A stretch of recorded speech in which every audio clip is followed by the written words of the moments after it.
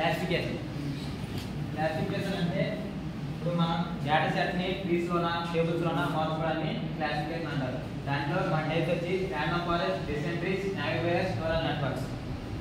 Decision trees అంటే tree life structure. Random forest అంటే group of decision trees.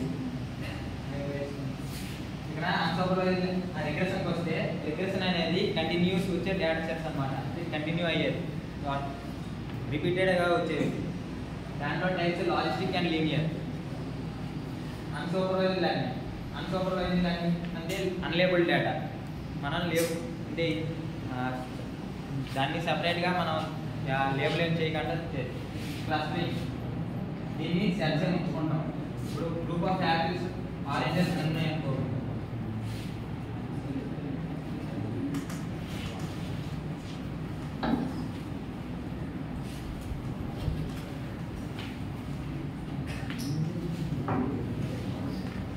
దీన్ని క్లస్టరింగ్గా మార్చుకోవాలంటే అవి ఇన్నో సెట్ చేసుకుంటారు. దాన్నే క్లస్టరింగ్ అంటాం. ఈ సెట్స్నే క్లస్టరింగ్ అంటాం. ఇప్పుడు pipe lines of machine learning. Pipe lines అంటే ఎలాంటివి? మనం మెషిన్ లెర్నింగ్ ఆల్గోరిథం ఎలా ట్రైన్ చేస్తాం, టెస్ట్ చేస్తామని ఫస్ట్ డేటా కలెక్ట్ చేస్తాం. మనం ఏ మెషిన్ లెర్నింగ్ ఆల్గోరిథం అయినా కాగిల్ నుంచి డేటా సెట్లు తెచ్చుకుంటాం.